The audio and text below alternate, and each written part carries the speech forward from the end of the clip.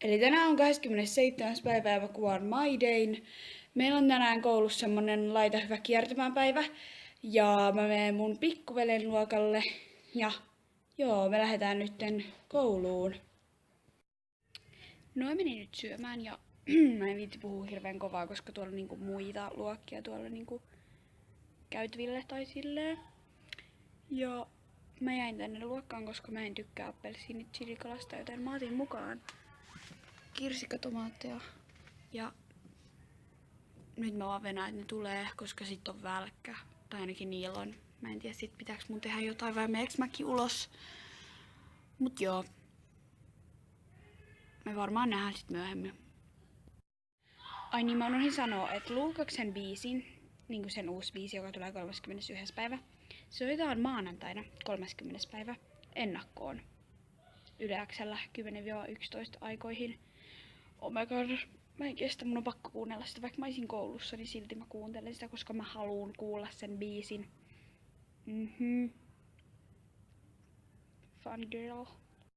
Me päästiin nytten koulusta, tai no, Alex pääsi, ja mä lähdin nyt samalla, koska mä olin Aksun luokan kanssa siellä tänään, ja joo, mä en hirveästi kuvannut siellä, koska niin en mä ehtinyt. Kun oli mä olin koko ajan niinku sen luokan keskellä, tai no keskellä. Ja joo. Mä ajattelin nyt vähän kertoa, että mitä mä tein siellä ala-asteella, koska why not? Mä hengailin siellä niinku sen luokan kanssa, joka oli siis mun pikkuvelen luokka. Ja sitä opetti mun entinen opettaja, joka opetti mua 4 vuotta ala-asteella autoin tehtävissä. Mä auttelin kaikissa askarteluissa ja kaikissa oli tosi kivaa.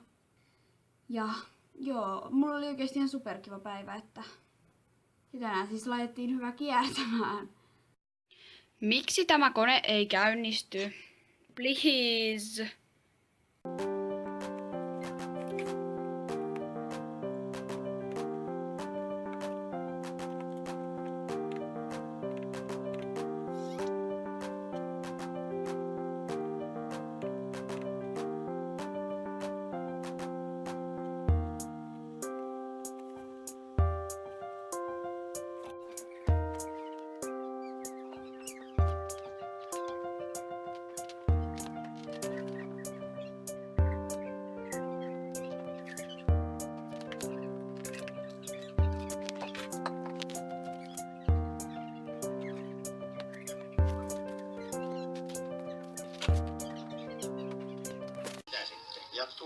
Katon siis Ratatouillea. Hän sattuu olemaan myös klaanimme johtaja.